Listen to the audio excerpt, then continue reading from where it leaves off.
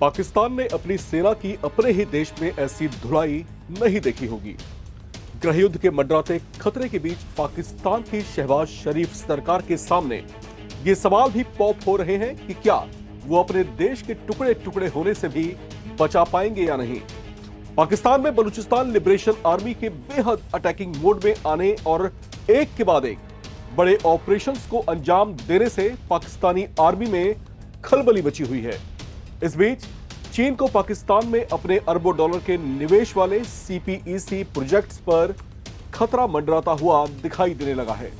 उसकी चिंता यह है कि पाकिस्तान के विद्रोही संगठन बीएलए पाक आर्मी को जितना बड़ा दुश्मन समझती है, उससे बड़ा दुश्मन वो चीन की शी जिनपिंग सरकार को भी मानती है। बीएलए के लड़ाकों का एजेंडा बलूचिस्तान की आजादी है, जिसे वो पाकिस्तान के चंगुल से मुक्त कराना चाहते हैं। इसके लिए वे पिछले कई दशकों से पाकिस्तान सरकार के खिलाफ अभियान चलाते आ रहे हैं, लेकिन बलूचिस्तान के आसपास चीनी इन्वेस्टमेंट्स और उसके बड़े प्रोजेक्ट से बलूच लिबरेशन आर्मी के नेताओं का खून खौल उठा है। ये वे आरोप लगा रहे हैं कि पाकिस्तान जानबूझकर अलग थलग छोड़ दिए गए बलूचिस्तान में चीन की चहलकदमी को बढ़ावा दे रहा है, जो इन्वेस्टमेंट की आड़ में उसके संसाधनों का दोहन कर रहे हैं। इसे बीएलए के लड़ाके सहन नहीं कर पा रहे और अब उन्होंने बड़े स्तर पर मोर्चा खोलते हुए जैसे पाकिस्तानी सेना को युद्ध के लिए ललकार दिया है। पिछले कुछ ऑपरेशंस में पाक आर्मी को छका चुकी बलूचिस्तान लिबरेशन आर्मी ने अब चीन को भी आंखें दिखा दी हैं और जता दिया है कि बलूचिस्तान की धरती से ड्रैगन ने कदम पीछे नहीं लिए तो उन्हें कुचलने में वे कोई कसर नहीं छोड़ेंगे। इस तरह से हालात के बीच चीनी सेना भी अब हरकत में आती हुई दिखाई दे रही है।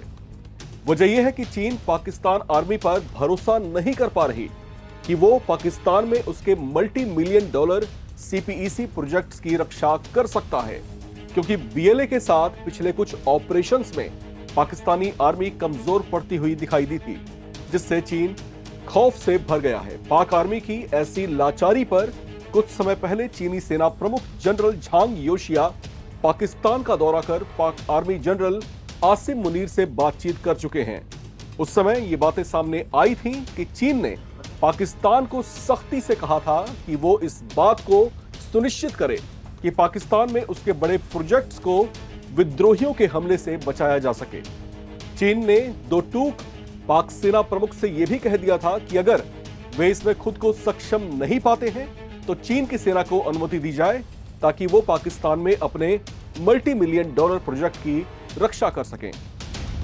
हालांकि तब पाकिस्तान ने उसे ऐसा करने देने की अनुमति नहीं दी थी, क्योंकि अगर ऐसा होता तो ये बात पाकिस्तान आर्मी की ईगो को ठेस पहुंचाने जैसा होता। लिहाजा पाक जनरल मुनीर ने चीनी सैन्य प्रमुख झांग होशिया को निश्चिंत रहने को कहा, लेकिन ये क्या, अक्सर अपने वादे पर कायम न रहने वाले पाकिस्तान की तो घिघियां ही बंध गई हैं।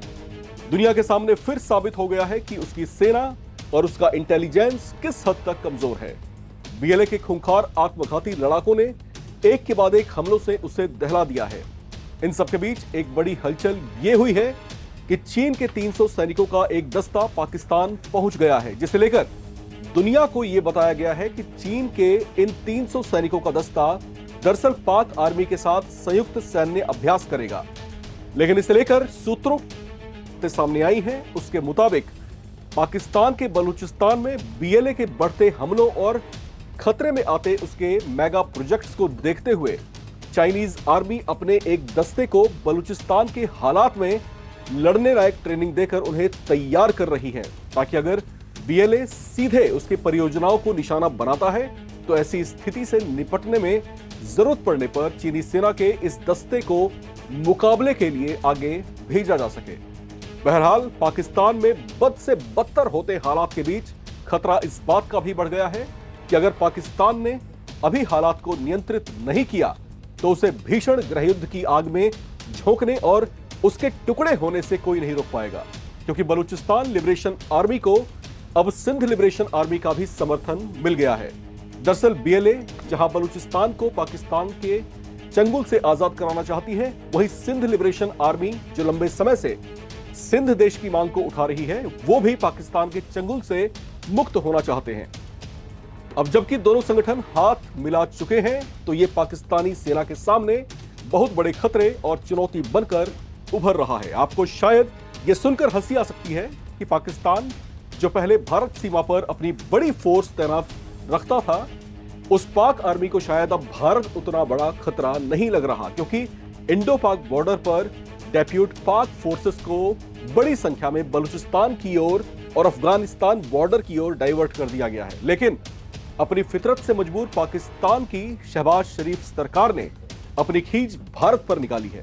बलूचिस्तान में विद्रोही समूहों के हमले के बीच पाकिस्तान ने एक बार फिर भारत के खिलाफ जहर उगलते हुए अपनी नाकामियों का ठीकरा दूसरे पर फोड़ने की कोशिश की है।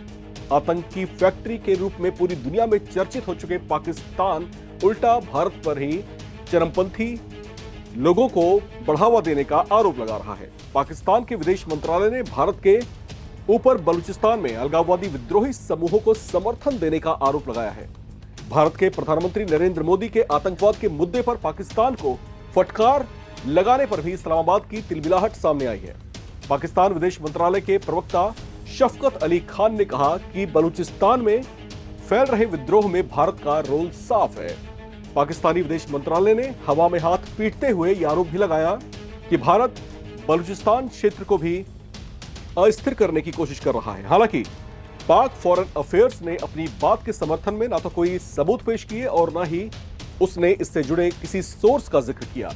इस मुद्दे पर भारत उसे पहले भी तगड़ी लताड़ लगा चुका है, लेकिन अब इसे उसकी ढिठाई ही समझिए कि दुनिया के सामने अपनी किरकिरी से बचने के लिए उसे भारत का ही ओट लेना पड़ा।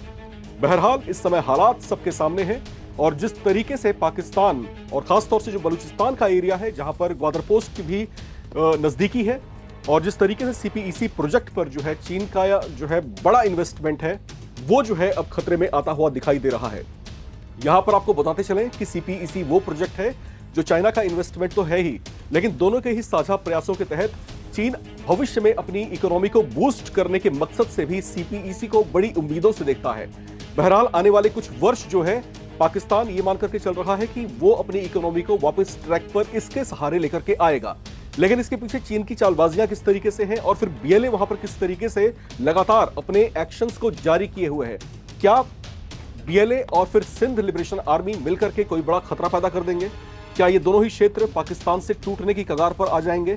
क्या अफगानिस्तान बैकडोर सपोर्ट देना जारी रखेगा? और जिस तरह से भारत पर यह आक्षेप लगाए जा रहे हैं कि भारत जो है बैकडोर से इनको सपोर्ट कर रहा है, हालांकि भारत जो है इसको सिरे से खारिज करता रहा है और पाकिस्तान को लताड़ भी लगाता रहा है, लेकिन यहां पर जिस तरीके से पाकिस्तान का एलिगेशन भारत के ऊपर है कि भारत जो है कहीं ना कहीं बैकडोर सपोर्ट करता है बलूचिस्तान को, इस समर्थन में कोई सबूत तो नहीं दे पाया, लेकिन उसकी चिंताएं ऐसी हैं कि पाकिस्तान के टुकड़े टुकड़े या फिर खंड खंड भी ना हो जाए। तो इस तरह की चिंताओं के बीच अब हालात क्या रहने वाले हैं? क्या बीएलए फोर्सेस अपने एक्शंस को और तेज करेंगे? तमाम सवाल हैं जो इस समय गूंज रहे हैं। बहरहाल आज की इस रिपोर्ट में इतना ही। बाकी तमाम अपडेट्स के लिए आप लगातार बने रहें और देखते रहें एनबीटी ऑनलाइन।